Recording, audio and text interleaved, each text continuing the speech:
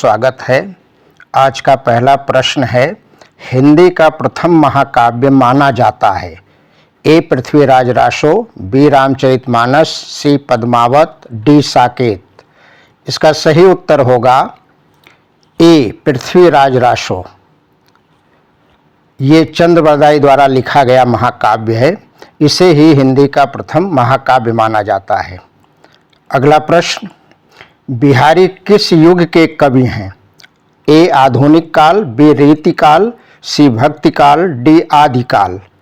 इसका सही उत्तर होगा बी रीतिकाल। बिहारी रीतकाल के कवि माने जाते हैं। अगला प्रश्न, रामचंद्रिका के रचनाकार हैं? ए बिहारी, बी केशवदास, सी भूषण, डी मतिराम। इसका सही उत्तर होगा बी केशवदास। रामचंद्रिका के रचनाकार केशवदास हैं। अगला प्रश्न, भाव विलास के रचनाकार हैं? भाव विलास के कौन रचनाकार हैं? ए केशवदास, बी देव, सी पद्माकर, डी मतिराम। इसका सही उत्तर होगा बी, भाव विलास के रचनाकार देव होंगे। अगला प्रश्न, छत्रसाल दशक के रचयिता हैं? ए मतिराम, बी भूषण, सी घनानंद, डी हरिऔध।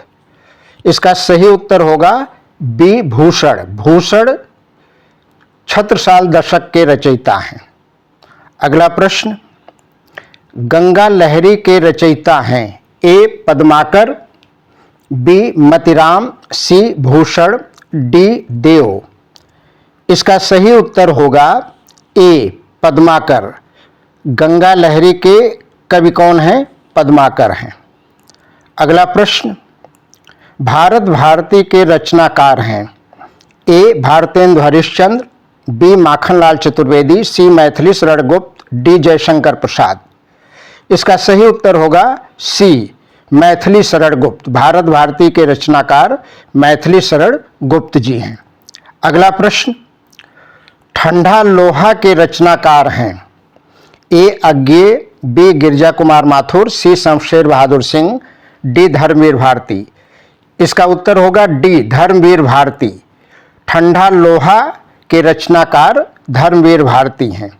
अगला प्रश्न, रीतकाल के वीर रस के प्रसिद्ध कवि हैं? Ghananand, a b Bhushan, c Bihari, d सेनापति।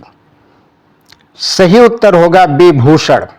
रीतकाल के वीर रस के प्रसिद्ध कवि कौन हैं? भूषण हैं। अगला प्रश्न, निम्नलिखित में से प्रयोगवादी कवि कौन हैं? ए भूषण, बी बिहारी, सी सुमित्रानंदन पंत, डी अज्ञेय।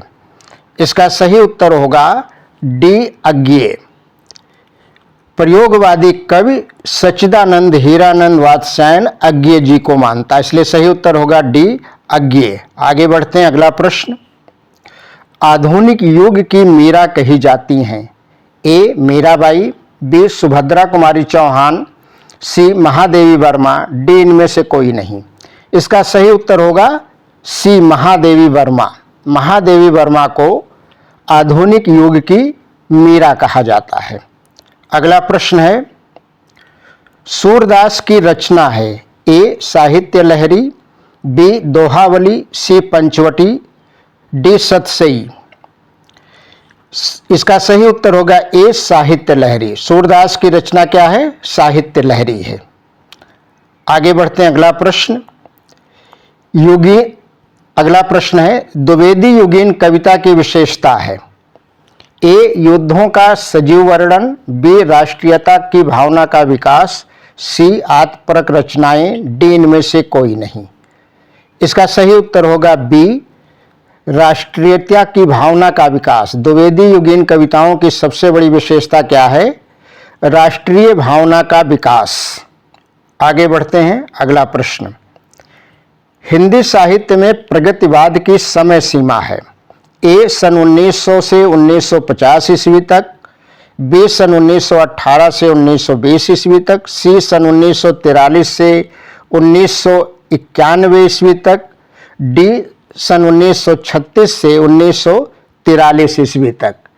इसका सही उत्तर होगा डी, सन 1936 से 1943 ईस्वी तक का जो समय है वो प्रगतिवाद की समय सीमा मानी जाती है। आगे बढ़ते हैं, अगला प्रश्न, दीप शिखा की रचयिता कौन है? ए सूर्यकांत त्रिपाठी निराला, बी महादेवी वर्मा, सी सुभद्रा कुमारी चौहान, डी मैथिली शरण गुप्त। इसका सही उत्तर होगा बी, दीप शिखा की रचनाकार या दीप शिखा की कवयित्री महादेवी वर्मा है। अगला प्रश्न, छायावादी काव्य की प्रमुख विशेषता है? ए प्रकृति का मानवीकरण, बी यथार्थ चित्रण, सी अंग्रेजी शिक्षा का विरोध, डी रूढ़ियों के प्रति विद्रोह। इसका सही उत्तर होगा ए, छायावादी काव्य की प्रमुख विशेषता क्या है? प्रकृति का मानवीकरण। आगे बढ़ते हैं, तार सप्तक का प्रकाशन वर्ष है? ए 1953 ईस्वी, 1953 ईस्वी, बी 1943 ईस्वी, सी 1935 ईस्वी, डी 1919 ईस्वी। सही उत्तर होगा बी, तार सप्तक का प्रकाशन वर्ष क्या है? 1943 ईस्वी है। अगला प्रश्न, कुरुक्षेत्र के रचनाकार हैं? ए जयशंकर प्रसाद, बी सूर्यकांत त्रिपाठी निराला, सी रामधारी सिंह दिनकर, डी शमशेर बहादुर सिंह। सही उत्तर होगा सी, कुरुक्षेत्र के कवि कौन हैं? रामधारी सिंह दिनकर हैं। अगला प्रश्न, नवजागरण काल कहा जाता है? ए भारतेंद्र युग को, बी द्विवेदी युग को, सी प्रगतिवाद को, डी प्रयोगवाद को।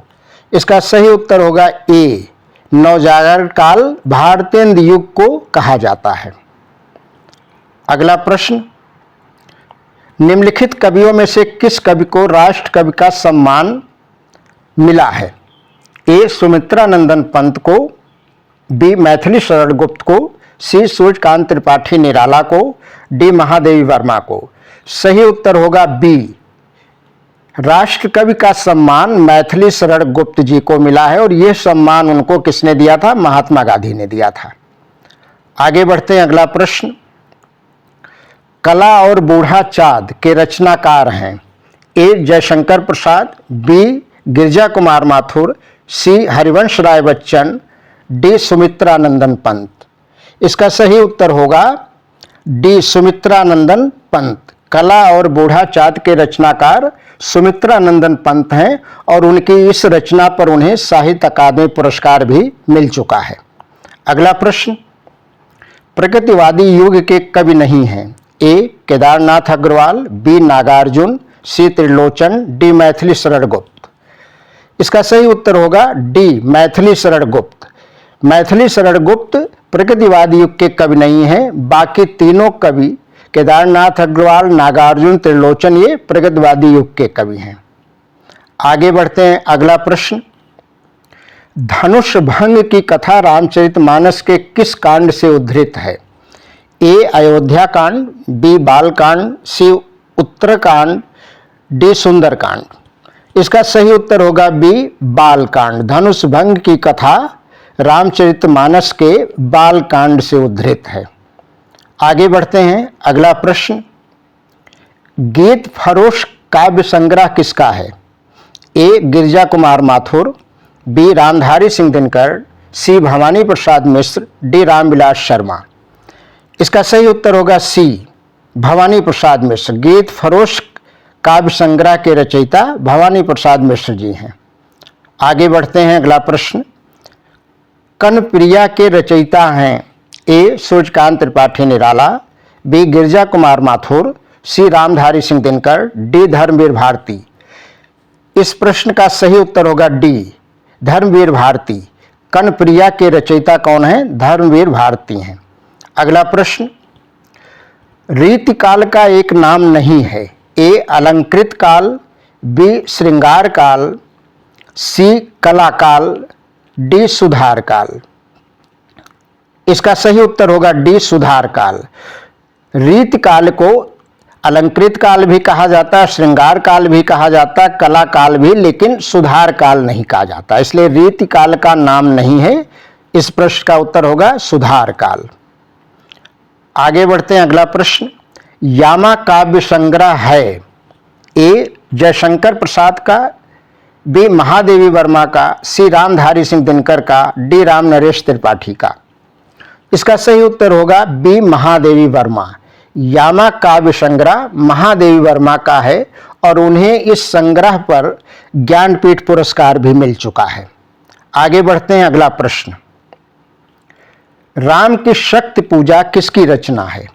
ए जयशंकर प्रसाद, बी सुमित्रा नंदन पंत, सी सूर्यकांत त्रिपाठी निराला, डी महादेवी वर्मा। इस प्रश्न का सही उत्तर होगा सी सूर्यकांत त्रिपाठी निराला। राम की शक्ति पूजा कविता निराला जी की है। आगे बढ़ते हैं, अगला प्रश्न।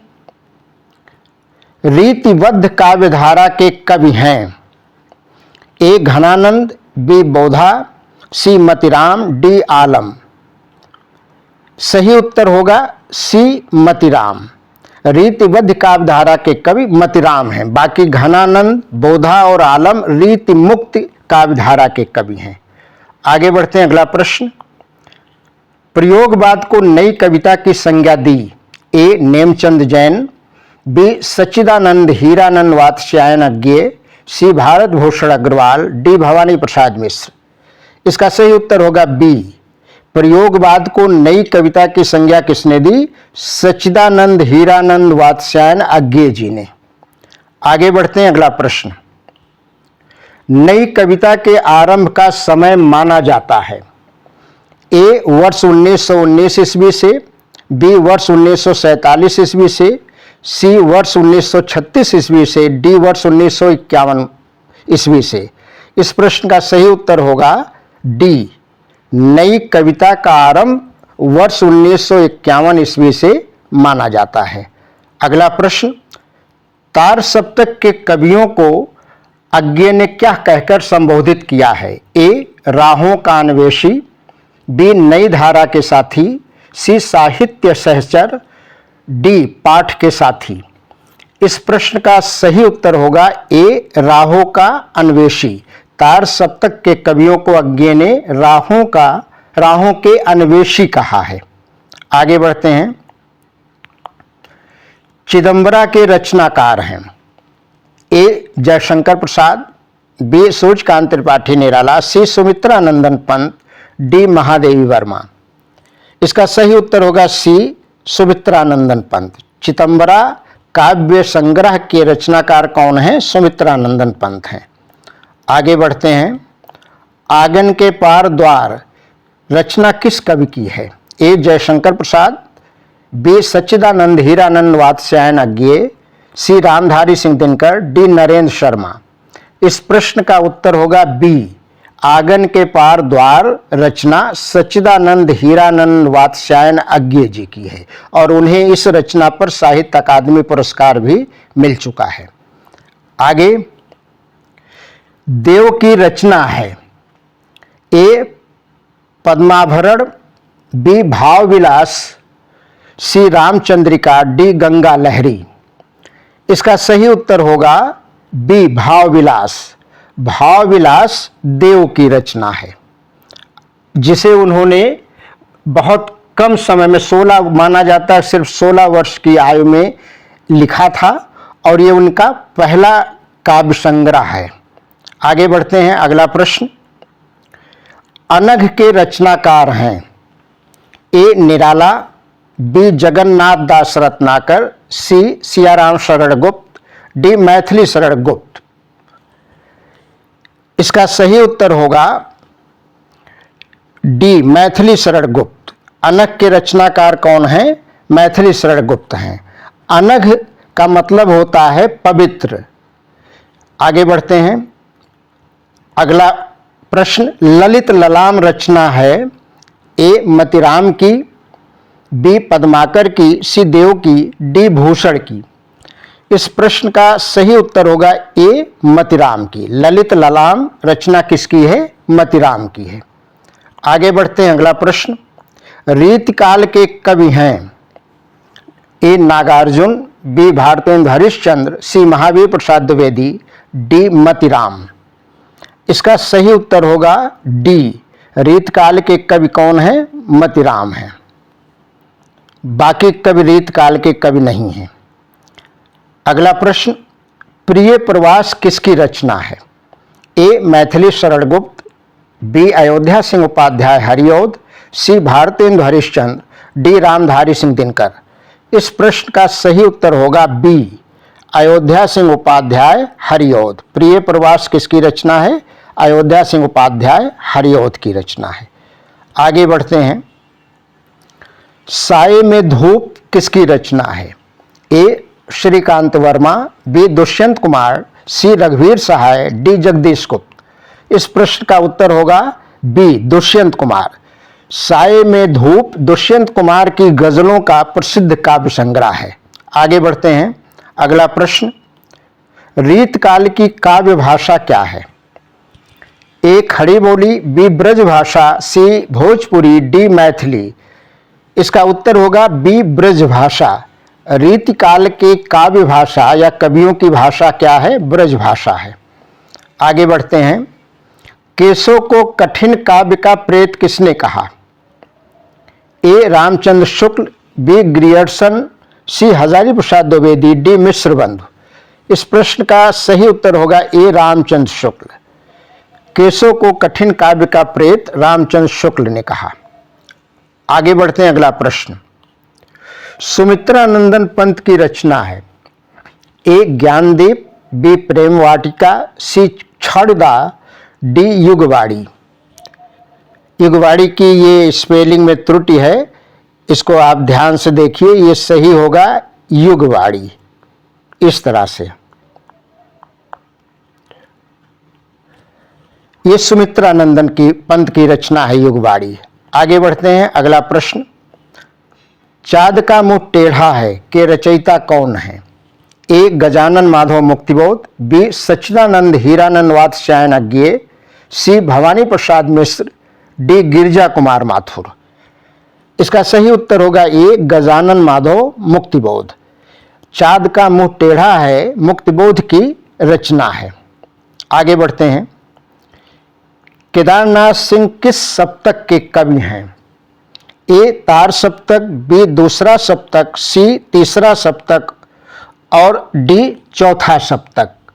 तो इस प्रश्न का उत्तर होगा तीसरा सप्तक, सी। केदारनाथ सिंह जी तीसरा सप्तक के कवि हैं और तीसरा सप्तक कब प्रकाशित हुआ था? 1959 ईस्वी में, जिसके संपादक सच्चिदानंद हीरानंद वात्स्यायन अज्ञेय जी थे। आगे बढ़ते हैं। अगला प्रश्न, भूषण की रचना नहीं है। ए रामचंद्रिका, बी शिवराज भूषण, सी शिवा बावनी, डी छत्रसाल दशक। इनमें से शिवराज भूषण, शिवा बावनी, छत्रसाल दशक ये भूषण की रचनाएं हैं, जबकि रामचंद्रिका केशवदास की रचना है।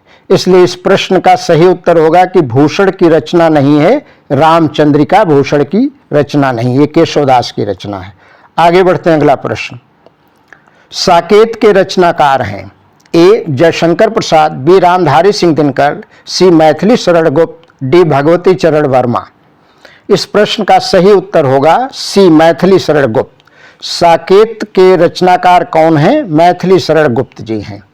अगला प्रश्न, रीति मुक्त काव्य धारा के कवि हैं। ए बिहारी लाल, बी पद्माकर, सी केशवदास, डी घनानंद। इसका सही उत्तर होगा डी घनानंद। घनानंद रीत मुक्त काव्य धारा के कवि हैं, जबकि बाकी बिहारी लाल, पद्माकर, केशवदास ये लोग रीत मुक्त काव्य धारा के कवि नहीं हैं। आगे बढ़ते हैं। वैदेही वनवास के रचनाकार हैं। ए मैथिली शरण गुप्त, बी महादेवी वर्मा, सी अयोध्या सिंह उपाध्याय हरिऔध, डी सियाराम शरण गुप्त। इस प्रश्न का उत्तर होगा सी अयोध्या सिंह उपाध्याय हरिऔध वैदेही वनवास के रचनाकार हैं। आगे बढ़ते हैं। अगला प्रश्न, जौहर काव्य के रचनाकार हैं। ए श्याम नारायण पांडे, बी राम नरेश त्रिपाठी, सी सुमित्रानंदन पंत, डी धर्मवीर भारती। इस प्रश्न का सही उत्तर होगा ए श्याम नारायण पांडे। जौहर काव्य के रचनाकार कौन हैं? श्याम नारायण पांडे हैं। अगला प्रश्न, रीति मुक्त काव्य धारा की रचना है? ए. सुजान सागर, बी. बिहारी सतसई, सी. ललित ललाम, डी. काव्य निर्णय। तो इसका उत्तर होगा ए. सुजान सागर। रीत मुक्त काव्य धारा की रचना कौन सी है? सुजान सागर, जिसके कवि हैं घनानंद। इस प्रकार से मेरी आज की यह प्रस्तुति यहीं समाप्त होती है। यदि आपको यह प्रस्तुति सार्थक और उपयोगी लगी तो कृपया मेरे चैनल को लाइक और सब्सक्राइब जरूर करें। धन्यवाद।